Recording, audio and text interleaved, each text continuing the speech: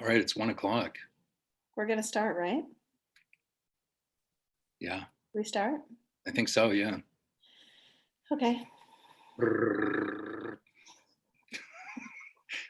That's all we get. That's the amount of tech support we have. Yeah. Yeah. Hey, you guys. So welcome. Evan, do you want to start? Do you want to talk? Do you want me to talk first? Sure, I'll start. Thank you all for being here. When the NAC put out a request for artists to entertain or give a concert or whatever, I wrote to them and said, I'd love to teach Shakespeare. And quite honestly, I was like, it's not a performance. This is just something I'm really passionate about now. And Cathy and I have been teaching at different schools. We both learned from Michael Mawson a few days ago at the Stratford Festival. And I thought it would be a sort of a great way to, give a few techniques for the actor from actors about how to sort of crack the spine of soliloquy. At least what I do, what Cathy is a master of in teaching. It's true. Don't shake your head. Don't shake your head. It's true. It's very true. I've seen it. I've been witness to it. So yeah, like for some people it might be crazy boring and you might just tune out and shut it off, and that's fine. And for others, you might get something out of it. Cathy, you want to say anything? Do I want to say anything?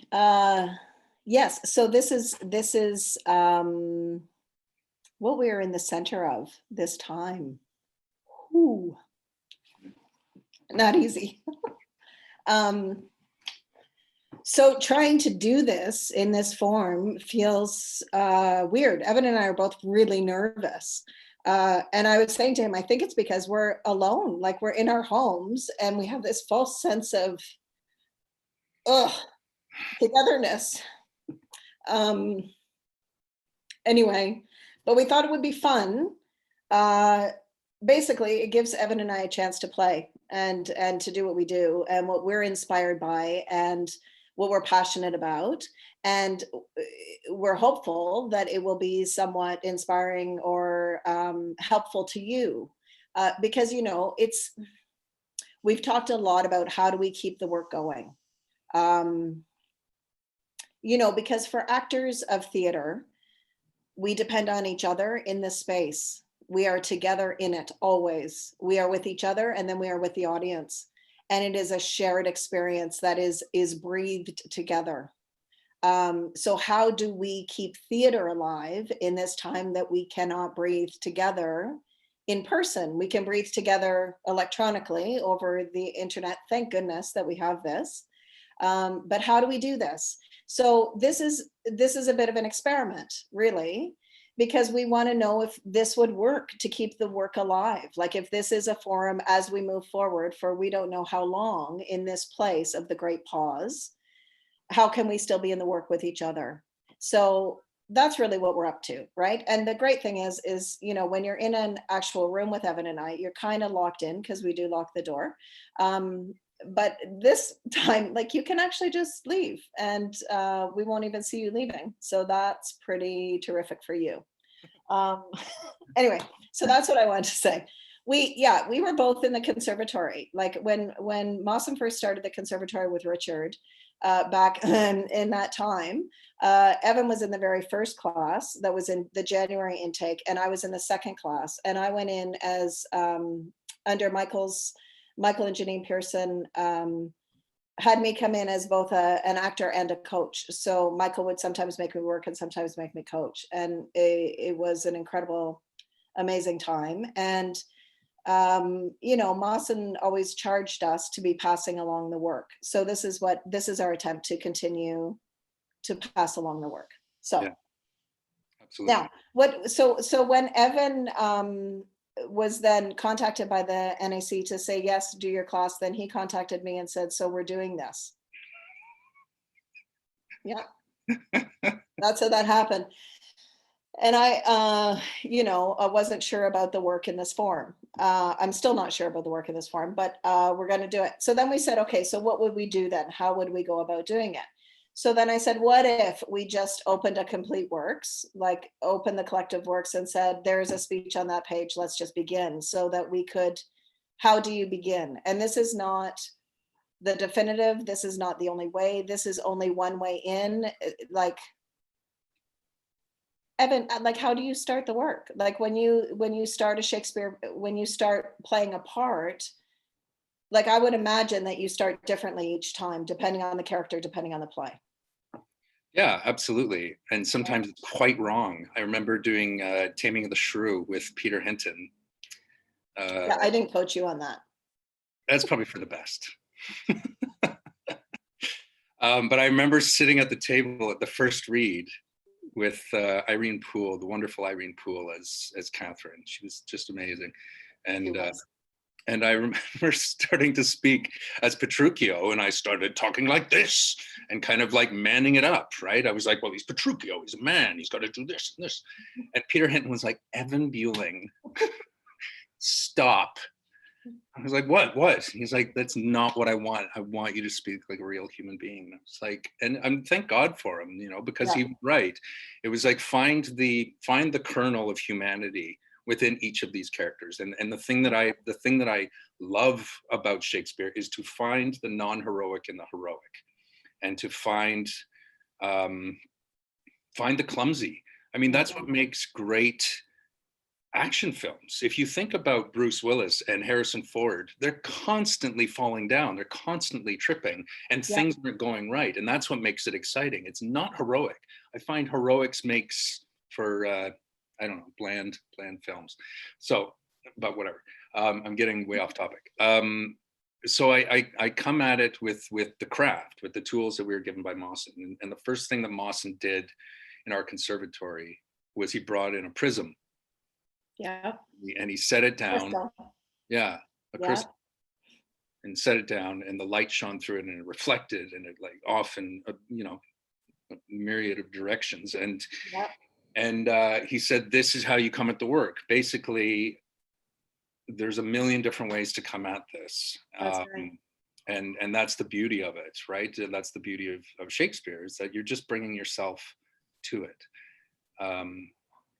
And it's fascinating because I was talking about Lear, or Chris Prentice posted something. I hadn't even thought about this, but Shakespeare wrote Lear during the plague. Yeah. And it makes me, and he wrote about the helpers in the play, and I never thought of it. I never thought of that. Kent and Edgar and the ones that are helping. Yeah. And I never even thought of that until where we are now. Yeah. I just thought, oh, they're on their own journey. They're kind of figuring this out. It's like, no, Shakespeare saw these people probably, and wrote about them. So, it's constantly changing for me. You're constantly learning and constantly kind of like humbled by Shakespeare, completely humbled. Yeah. So then after the prism, because Michael did that prism thing for our class too, and then he talked about, and he would always say this, they're tools or they're not worth your time. So he would talk about, and this is how, for those of you who saw Digging Shakespeare, because I do feel like we have to kind of, we do dig Shakespeare because he's diggable, but the whole digging thing came from us talking about the garden shed, because Michael used to talk about, you don't go to your garden and pull out a shovel and just slam it against the ground, or maybe you do, but maybe then you're not getting the most use out of that tool that you could. So otherwise they're just tools that hang in your shed, and sometimes you need them and sometimes you don't, and sometimes you use them, and sometimes there's tools that hang there that you think, I actually don't know what that thing does or why it's in my shed. Like the one with the 3 rotating spiky things. Yeah, a rototilling thing. Yeah, that's a rototilly thing. Yeah. So so the tools. So this is why we're digging Shakespeare. So we're just going to get in today and do a couple of tools that we've picked up along the way, And in the nature of how we initially started, that I thought, what if we just opened a book and we grabbed a speech? Well, last night when we were doing a kind of dry run to make sure we could organize the tech, Evan opened his book and happened upon Richard II. And as soon as he started speaking the speech, I said, well, that's the speech I was actually secretly hoping that the book would fall to tomorrow. So instead of opening the book and doing that, we just decided that that's the speech that you're going to work on, right, Ev? Yeah. Yeah. So let me just say as well that, you know, today, this is the first time we've done this. So what we're going to do is, like, I'm going to read the speech a few times. Cathy's going to coach me, going to take me through a few different, I haven't looked at it again. Total disclosure, you did understudy this part. Did understudy this part. Back in the late 1800s. Yeah. Yeah. But hopefully in the future, if we do more of these, we can actually do, I have my own Zoom room, so I can have hundreds of people in here, and we can actually coach and work with people one-on-one and together as a unit and as a community, to sort of like work through these tools. So for today, forgive me, but like I'm just going to do this because this is our this is the only way we could figure out how to do it for the first go out. Yeah. So, you know, as we've been talking and thinking and working with other people, trying to figure out how would you do this kind of work online. So if there is an interest in it, then we could move forward in maybe a different way that you guys would be able to work as well. Yeah. I'm gonna share screen. I'm gonna pull up the speech. Pull up the speech. Why don't you read it first before you pull it up? Why don't you do your first pass on it, and then we can pull it up for the peeps, so that they can just listen to your first pass. Okay. Oh my God, I'm so nervous. Yeah, I know. It's okay. Okay. Okay. Okay. So first pass is literally. Do you want to set this up, or does it? I should set it up. You should set it up because you know it. Okay. I barely remember this, but at this point, you know, Richard is. So we are in Richard II, Act 3, Part 2. Yes. Scene 2. And he's speaking to his men and his soldiers. Right. And he's having a bit of a tough go. He's having a bit of a tough go. Yeah. Mm-hmm. So first pass, just reading it for the first time, right? And although this isn't your first time ever on this speech, it's your first time now, having revisited it after several years away from it. Yeah. So no pressure. No pressure, no acting. Great, no acting. Thank you. Yeah, it's just for you. And I know it's weird because there's people watching us and we don't even know who they are or where they are. Okay. But it's just for you to start to connect to the word. Okay. That's all you need to do. No matter where, of comfort, no man speak. Let's talk of graves, of worms, and epitaphs. Make dust our paper, and with rainy eyes write sorrow on the bosom of the earth. Let's choose executors and talk of wills, and yet not so, for what can we bequeath save our deposed bodies to the ground? Our lands, our lives, and all are Bolingbroke's, and nothing can we call our own but death, and that small model of the barren earth which serves as paste and cover to our bones. For God's sake, let us sit upon the ground and tell sad stories of the death of kings. Now some have been deposed, some slain in war, some haunted by the ghosts they have deposed, some poisoned by their wives, some sleeping killed, all murdered. For within the hollow crown that rounds the mortal temples of a king keeps death his court, and there the antic sits, scoffing his state and grinning at his pomp, allowing him a breath, a little scene to monarchize, be feared and kill with looks, infusing him with self and vain conceit, as if this flesh which walls about our life were brass impregnable, and humored thus comes at the last, and with a little pin bores through his castle wall, and farewell king. Cover your heads and mock not flesh and blood with solemn reverence. Throw away respect, tradition, form, and ceremonious duty, for you have but mistook me all this while. I live with bread like you. Feel want. Taste grief. Need friends. Subjected thus, how can you say to me, I am a king?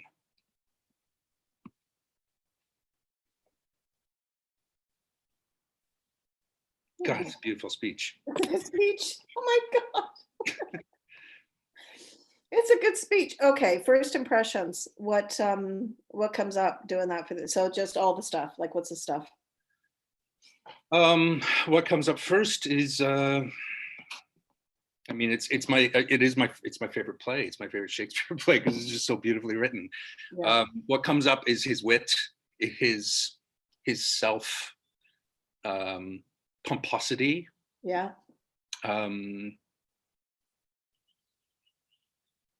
his aloneness. Uh-huh. Yeah, within, like, being a king. I don't think he asked for this. Yeah. But I think there's part of him that clearly his vanity relishes in it. Yeah. As far as the speech goes, it just comes trippingly off the tongue, right? Like, it just rolls. Yeah. Yeah, it's interesting, right? Because you're such a thoroughbred, Evan. You just come out of the gate so hot, like you want to move so fast. It's hilarious. I wish I'm I didn't know sorry. it so well. No, it's nothing to apologize for. It's just amazing because I'm like, wow, I can't even listen that fast yet. And you're reading it for the first time after how many years? And you're just, because your engine fires so hot and fast all the time. So you're going to do it again. And you're going to slow down because there's people hearing this for the very first time. And there's me who's not as smart as you. So I need you just to go a little bit slower so I can hear the words. Because now we're going to look at, like, we're going to just start to pull it a little bit to get inside of it. I know. So you're going to have to just keep that horse in the gate a little bit, like hold it back. Don't run. Okay. Try to, like, just maybe canter. I'm not going to make you walk. Okay. But, No. Well, if I find the canter within him, yeah. I get that. Okay. Yeah. Instead of like full out. Yeah. Okay. Gotcha. Okay. So now the other thing that we didn't say to the people who are with us. So you're welcome to, if you have questions as we're going, you be free to type them, and then we'll try to answer them as we go. But then we also thought we'd leave the last little bit of our time, like the last 10 minutes or something, to have a dialogue with you about things, if you have questions or comments or things that you want to talk about. Yeah. So yes, we didn't say that. We did mention for you guys to tell us who you are and where you're from. But we didn't say that part. So Okay. feel free to do that. And that just bought you enough time to breathe. Did you notice that? I was buying you time. Thank you. Thank you. Okay. So Richard II, Act 3, Scene 2. Yes. Thank you, Amaka, for posting that. No matter where, of comfort no man speak. Let's talk of graves, of worms and epitaphs. Make dust our paper, and with rainy eyes write sorrow on the bosom of the earth. Let's choose executors and talk of wills. And yet not so, for what can we bequeath save our deposed bodies to the ground? Our lands, our lives, and all are Bolingbroke's. And nothing can we call our own but death, and that small model of barren earth which serves as paste and cover to our bones. Oh, for God's sake, let us sit upon the ground and tell sad stories of the death of kings, how some have been deposed, some slain in war, some haunted by the ghosts they have deposed, some poisoned by their wives, some sleeping killed, all murdered. For within the hollow crown that rounds the mortal temples of a king keeps death his court. And there the antic sits, scoffing his state and grinning at his pomp, allowing him a breath, a little scene to monarchize, be feared and kill with looks, infusing him with self and vain conceit, as if this flesh which walls about our life were brass impregnable, and humored thus comes at the last, and with a little pin bores through his castle wall, and farewell, king. Cover your heads and mock not flesh and blood with solemn reverence. Throw away respect, tradition, form, ceremonious duty, for you have but mistook me all this while. I live with bread like you, feel want, taste grief, need friends. Subjected thus, how can you say to me, I am a king? Yeah. Slower? Yes. Slower. Okay. What happens when you slow down? Like what happens on the inside? I know what happened on the outside, but what happened on the inside? On the inside, I find the person. Yeah. I find the person, not the king, the person who's been subjected to having to be king. Yeah. I could even go slower and find more of those thoughts in the air. Yeah. The irony, the recognition of the absurd, Mm-hmm. and how it reminds me of the plague we're in. It's like, it doesn't matter if you're a president. It doesn't matter. This shit doesn't matter. No. Doesn't matter who you are. No. So it's yeah. Harder to go slower, yes? Harder to go slower. Yeah. And because I mean, what I witness is that you start to touch something that then is difficult. Like it triggers hard things. Yeah, absolutely. Right? Yeah. So then it's, because sometimes in the speed, we can skate. What are you talking about? No, we're not going to. Yeah, no. Just, I'm going to remind you now, you called me and made me do this. Oh, shit. Yeah, man. Yeah. So, and that's, and what I witnessed, and what's so interesting in this forum, like to see just a head and shoulders, is like I witness so clearly when it starts to drop, and then when you're willing to allow that to happen, and when you're wanting to maybe not go there yet. Yeah. That it's too much, too far, too whatever. Mm-hmm.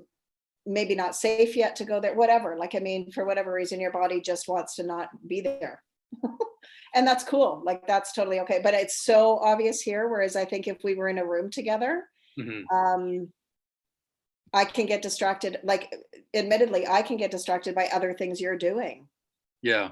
Do you know what I mean? So like, this is actually in a way, oh, I'm learning so much. It's very good. Thank you, the NAC, for letting me learn stuff today.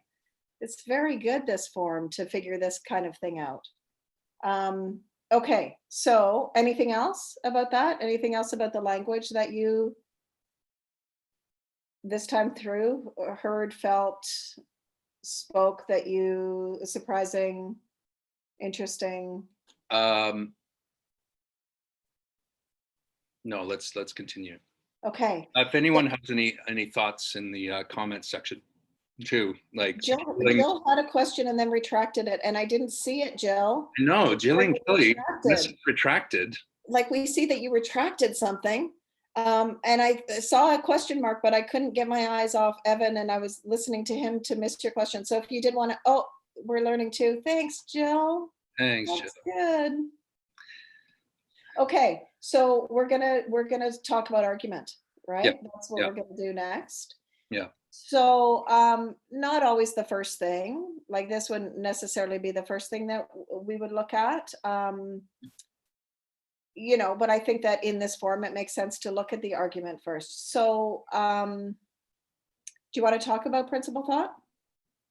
Yeah, I mean, it's the first thing that I go to is it's a thing called principal thought, or what's the other word for it?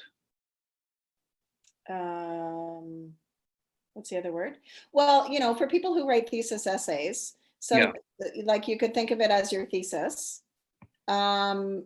You know, some people refer to it as primary. For me, you know, Michael always taught it as principal, and that coincided with Susie Turnbull at the time was also doing all of our vocabulary and rhetoric stuff, which Terry Tweed has now come into the conservatory to do rhetoric.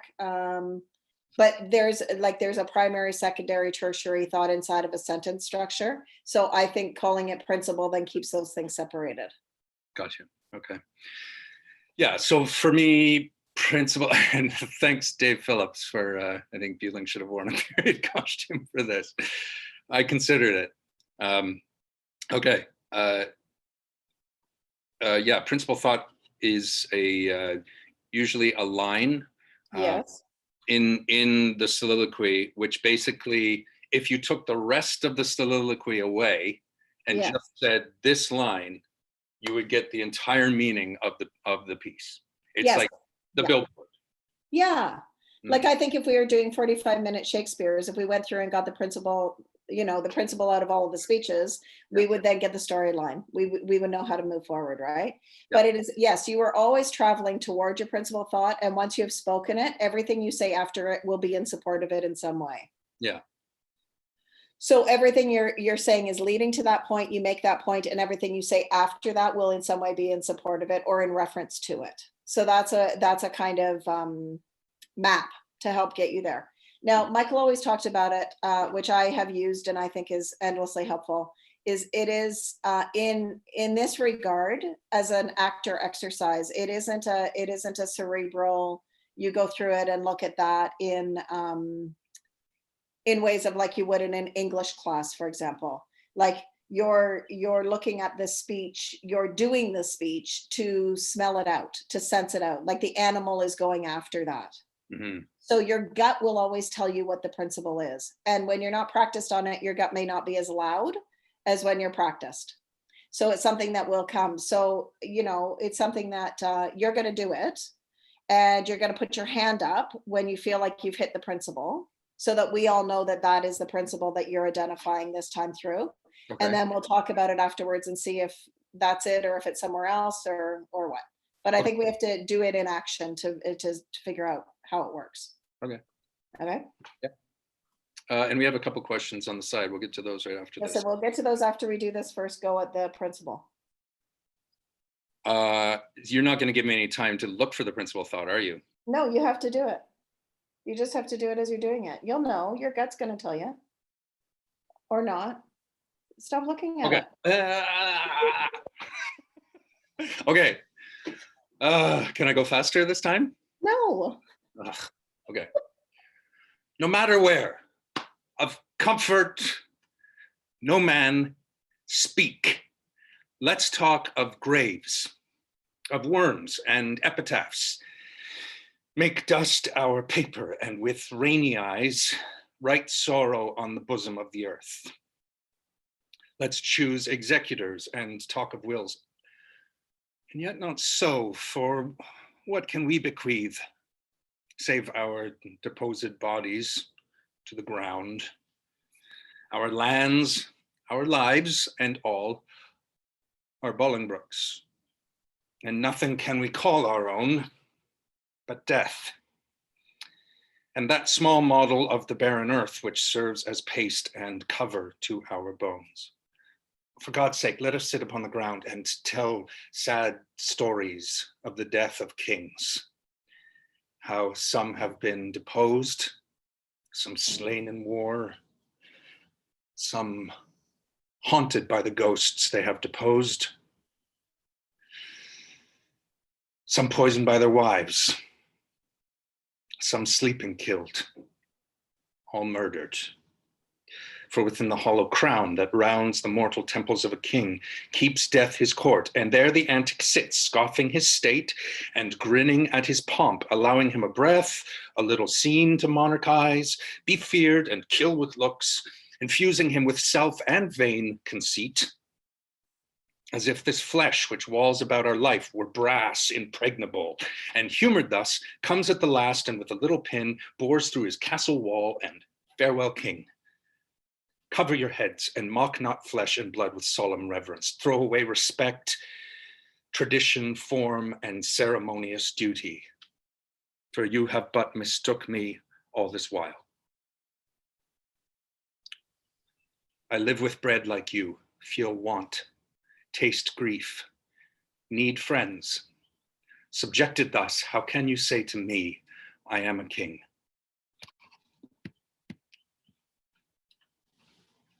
Okay. Yeah. How was that for you? It felt like the principal thought was very far into the speech for me. Yeah. I was like, where is he? Where is it? Is it coming? Is it coming? Is it coming? Where is it? Where is it? Uh-huh. And does it feel like that? Does it? Michael used to talk about one of the things that was a clue about principal thought. I don't know if you remember this, F. He would say that you're usually not in a metaphor. Like the principal thought will be the clearest, simplest way you say a thing. So sometimes in a speech, you will get the principle, like an echo of the principle in other places, because you're trying, it's because you are making it up as you go, right? Like in Shakespeare, in Shakespeare, this isn't, everybody is making it up as they go. They're not, it's not premeditated. Yeah. So because of that, then often like we do, in our speech, take a while to get to our point, and we kind of stumble on the point, and then the point gets clearer, and the principle will always be the most clear way of saying it. Yes. So I mean, where you put that for me, that makes absolute sense to me. Was there somewhere else that it felt like it could have been? Did you trip on something that you thought maybe that's it?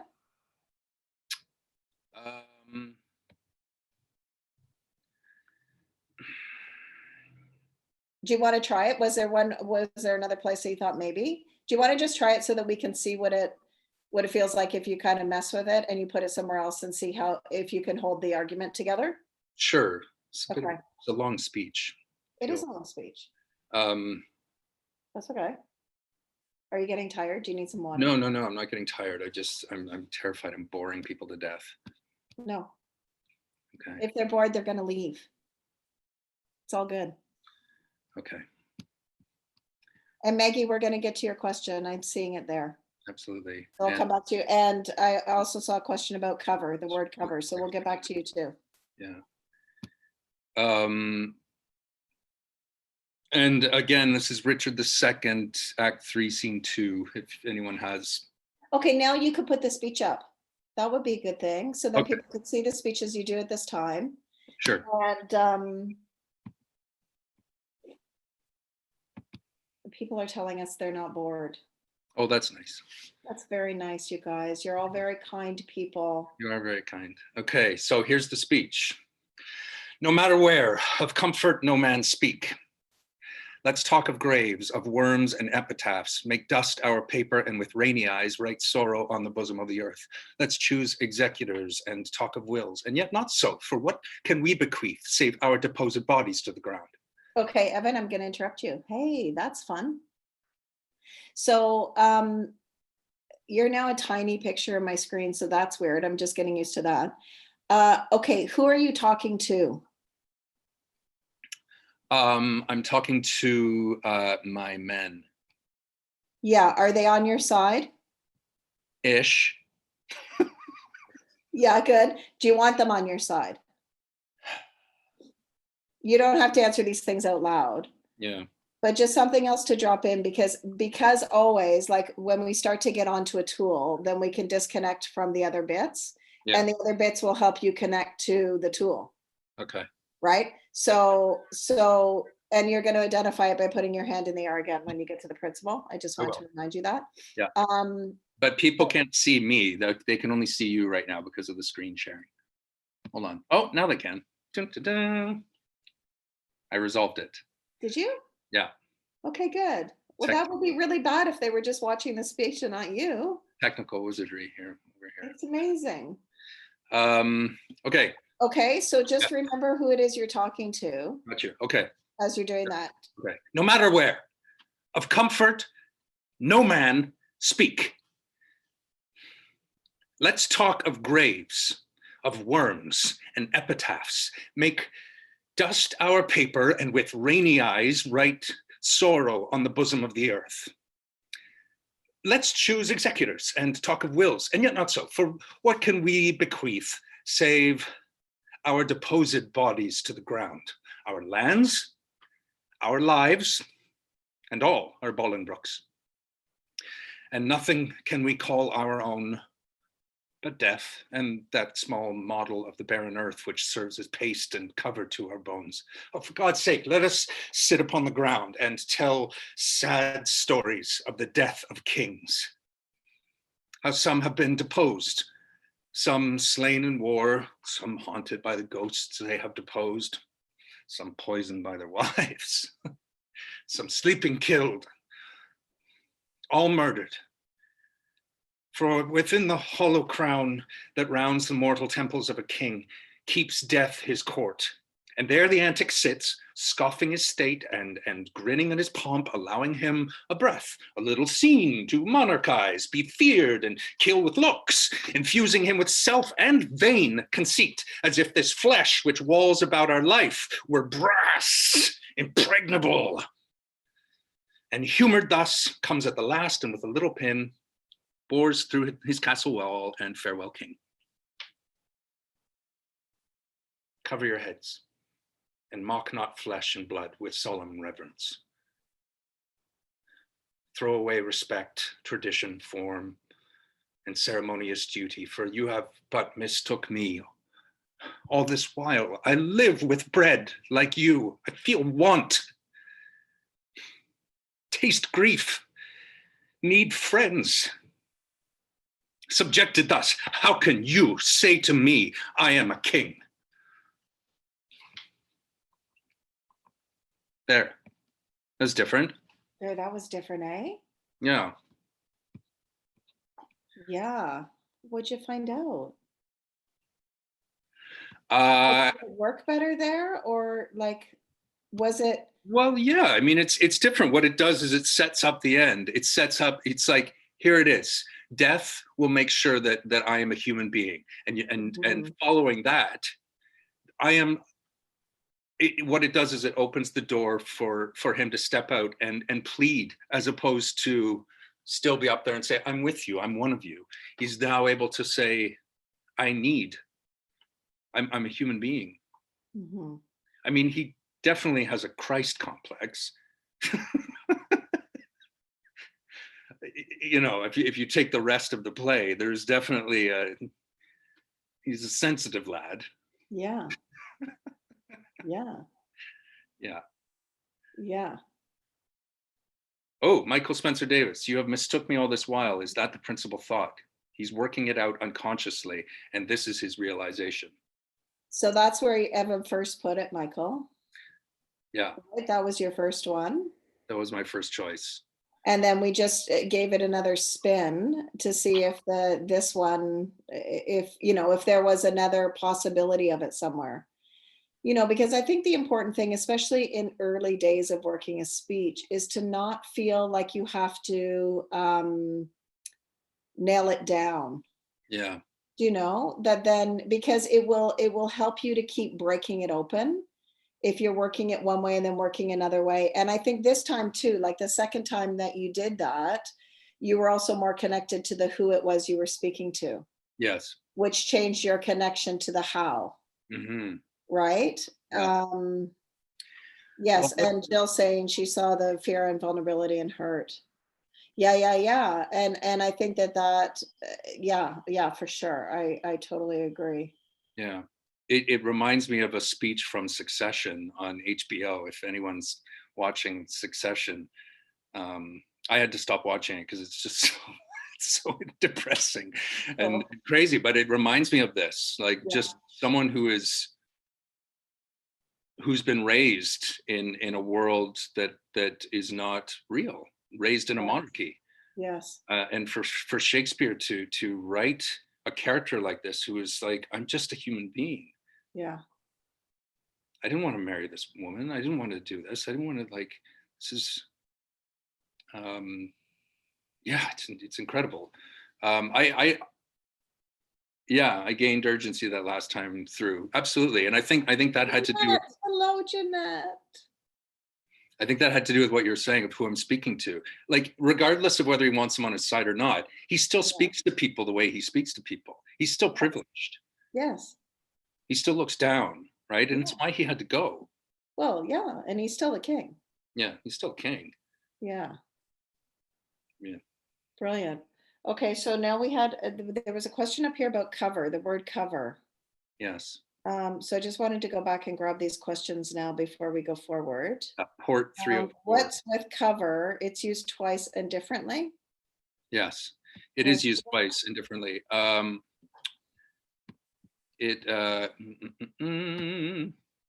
So cover your heads is one of them. Yeah, and which serves as paste and cover to our bones. Yes.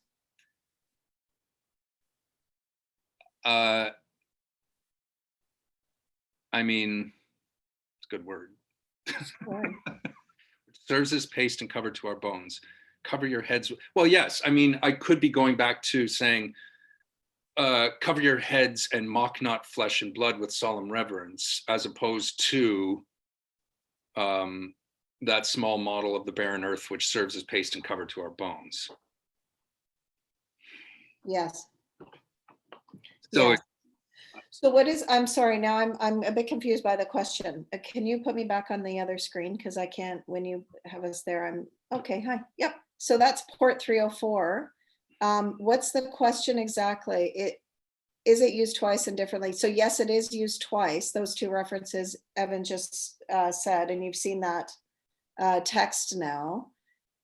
And I would say it's still about covering. I'm not sure that it's used differently insofar as the intention of the word, but maybe you can clarify your question for us. Yeah. So and then Maggie has a question about how do you decide tempo in a speech?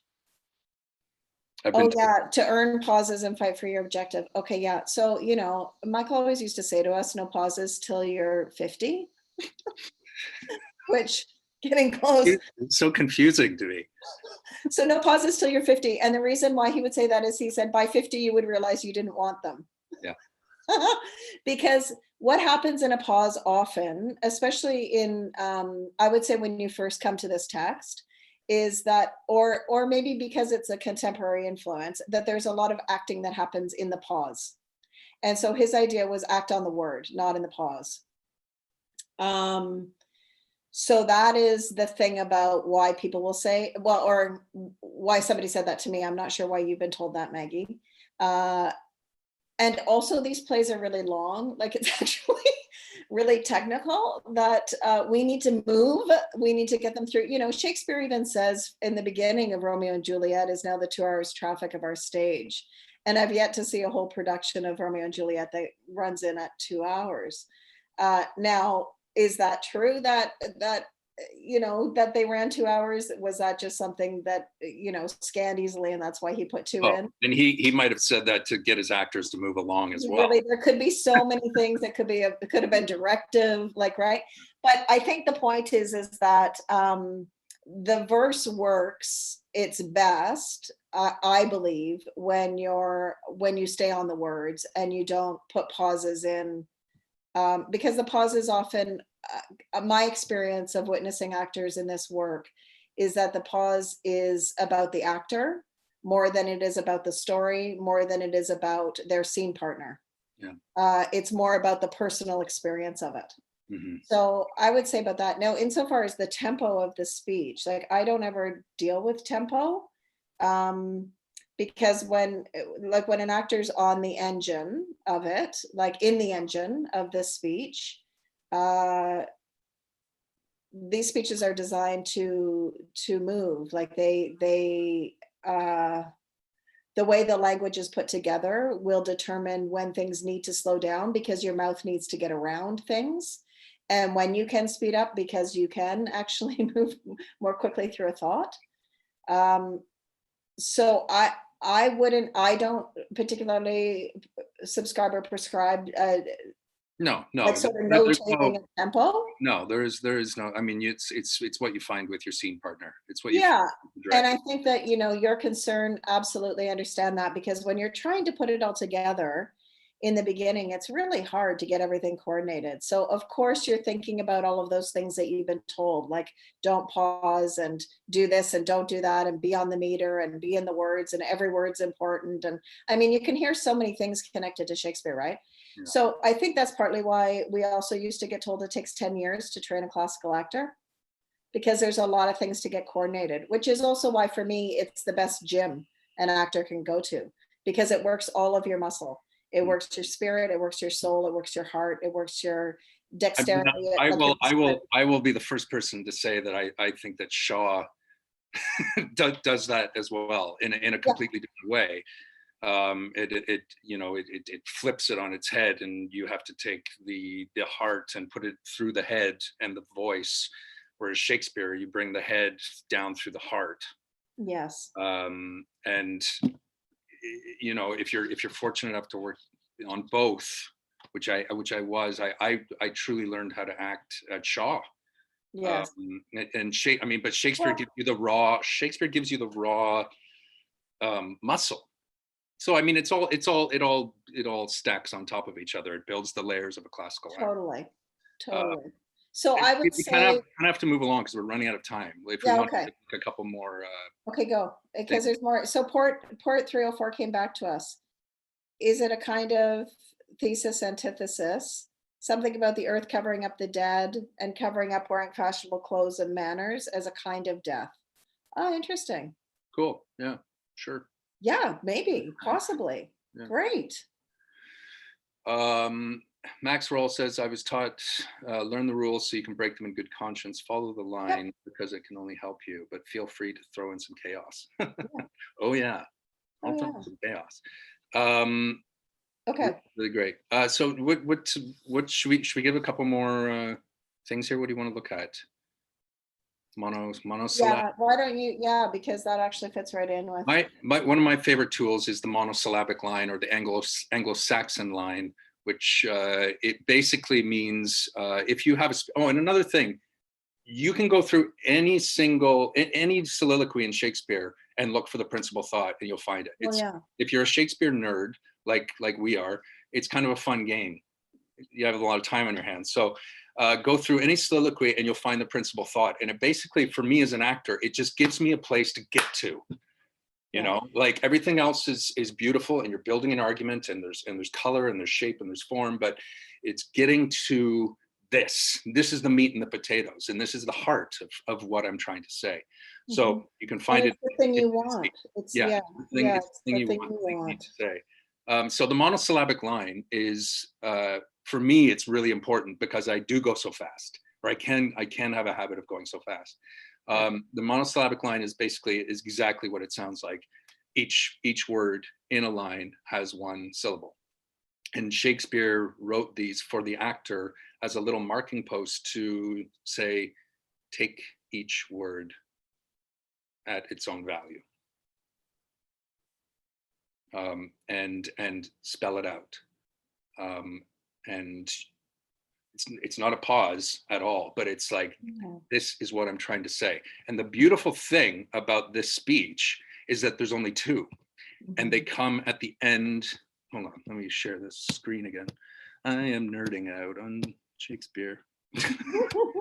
Well, the beautiful thing about it is because most of the lines have 5 or 6 words. So then when you get a line that actually has 10 words, if you just slow down so that you are in each word, then you'll get better bang for your buck. So yeah, it's that last line there, right? The last two, the third to last and the last. I live with bread like you, feel want, and then taste grief, need friends, subjected thus. How can you say to me, I am a king? So basically, the entire speech, I'm not saying to go like stink, but it does have a clip to it, right? And that you'll find in some speeches they don't have any monosyllabic lines. And we're only talking about verse, right? We're not talking about prose. But they're little signposts for the actor to go, oh, what is this? So the beautiful thing of this is that he says, I live with bread like you, feel want. It's, to me, it's a window to the soul. After everything he's just shared about the pomposity of being a monarch. Yeah, I don't know that I need to say more than that. No, that's great. For those of you who may be watching that aren't versed in Shakespeare. Oh, I didn't even mean to do versed. But if this is something that you're coming to for the first time when we speak about verse and prose, like just a really fast way, if you're looking at a text, like when Evan had that piece of text up, the left-hand side of the page will be capitalized and the right-hand side of the page is jiggy jaggy. It's a very technical term, jiggy jaggy. So the right-hand side capitalized, the left-hand side jiggy jaggy. And then in prose, it will just look like the newspaper or a letter home to mom or whatever. Like you'll see, it's usually the editors will do it in justified lines. But when people talk all the time about Shakespeare being in prose, being in verse, I just thought that we should talk just briefly about that. And to say it is iambic pentameter, which, you know, if we were to do one of these again, we could maybe talk a little bit about meter. A little bit. Yeah. But the thing, you know, the thing for me always is that the way that English is designed is that we speak in prose, and when we are in heightened places, we heighten into the poetry, and the poetry in this case is iambic pentameter. And when we can no longer hang on to that, we move into song. Yes, which I hold on to being a musical theater actor as well. I love that, and I just, having done Sunday in the Park with George, I talked about that with Tess. We were talking about how you get to a point in a scene where all of a sudden I have to sing. Yes. I have to sing a Sondheim song because it's so heightened that you get to a place where it's like, it's beautiful. That we've talked about this, Sondheim and Shakespeare and Sondheim. Come on, these two guys. I know, right? So good. And yes, Teresa, yes, it is. It does slow you down for sure if you use that monosyllabic line. Yeah. But it's not just slowing you down. It's giving you purpose to what the actor, the character is slowing down for a purpose, for a reason. Whether they know the reason or not doesn't matter. But there is reason behind it. Not just I need to slow this down because it is. No. But it will in its nature slow you down if you allow it to, right? Like I think it's the allowing each of those words. Absolutely. So do you want to go, like, I'm just looking at the clock there. So do you want to just speak the speech one more time? Just to see where it's sitting now, an hour later. And then you don't have to identify for us where you have decided that principal thought is. Okay. You can decide that, and you know who you're talking to. Oh, so another thing about like we talked about identifying who they are, and if they are sympathetic to your cause, if you want them to be. But whether this is a public or a private moment is the other thing that I think is always a valuable imaginative thing to add to it. And then we'll just talk to the people for the last couple of minutes. Also, let me, I'm just going to pull up my trusty old not Riverside Shakespeare, my complete works of William Shakespeare that has some terrible dated woman on the porch in the 70s on it. Awesome, your bookmarker. It was like heavy metal back in the day. Where is Richard II? I want the line before. Oh, I want what I have it. Where is the Duke, my father, with his power? Yes. O'Merrill is saying that to him. Yes. His right-hand man. Yes. Some might say his lover, Uh-huh. quite possibly. Can you give me that line? Sure I can. Where is the Duke, my father, with his power? No matter where. Of comfort, no man speak. Let's talk of graves, of worms, and epitaphs. Make dust our paper, and with rainy eyes write sorrow on the bosom of the earth.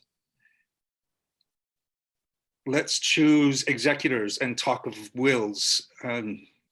No, and yet not so, for what can we bequeath save our deposed bodies to the ground?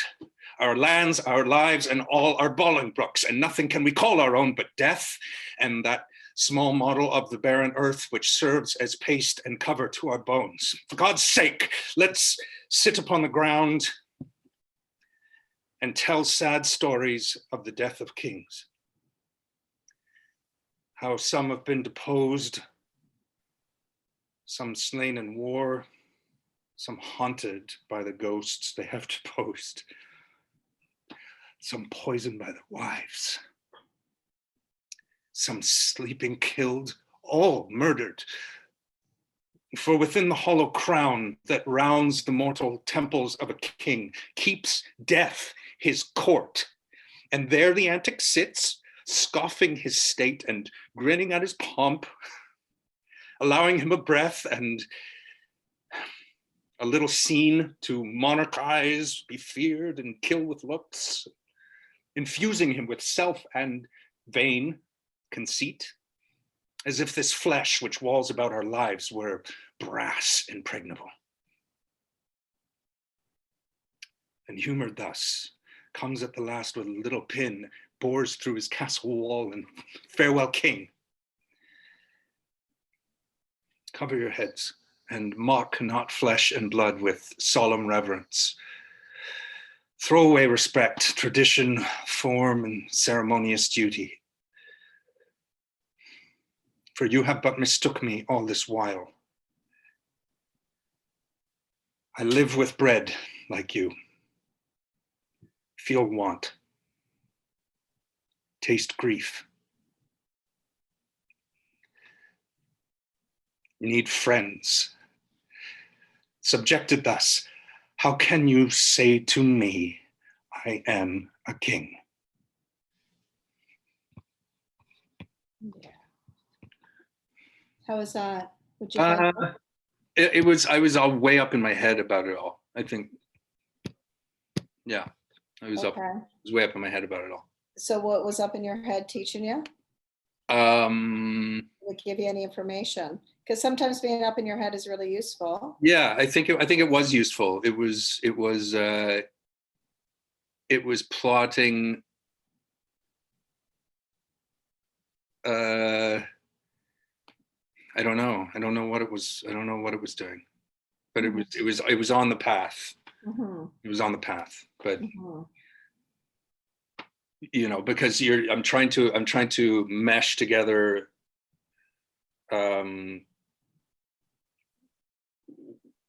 what the speech is boiling up in me, as well as what I'm learning from our dialogue. So it's putting me in my head. Yeah.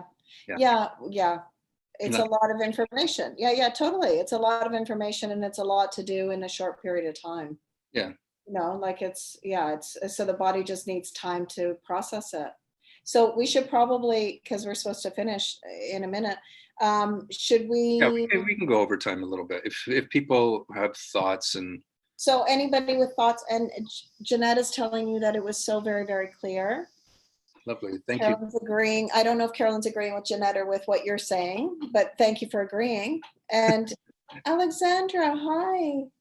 She's curious about iambic pentameter and how not to intellectualize the rhythm when speaking Shakespeare, especially for us who English is not our first language. How flexible is the meter? That's a great question. Yeah, that's such a great question. I think you and I have to talk about this. So just call me. What? Well, no, it's a big, like, this is a big question. This is not something that you can kind of unpack in 2 minutes. So she could Oh, text you're us talking or to her. I thought you were talking to me. That I have to no. tell you about this Oh, question. I was like, what? why am I calling you? No, I'm talking to Alex. Oh, okay. Because I think I mean, okay, I think a lot of people have a lot of opinions about meter and how it works and how it doesn't work. And my thing is the meter is, it's written in the meter. There's nothing you have to do because it's already there. And English is iambic. So you being in English now, yeah, it like, so how flexible is it? It's as flexible as he's written it to be. But I think anytime that you start to get in your head about it, you're in trouble because it is the heartbeat that sits underneath the word, and it is not something you need to work on to make it happen. You have to get out of the way so that you're not doing something that isn't actually the meter. But yeah, it's the bones. Like it's just already there. So, but I'd be happy to have that conversation with you at some point, Alex. Hey, Oh, so hello. hi. Can you hear me now? Yeah, I can hear you. Oh, I lost you there for a second. Okay. Yeah, for me, iambic.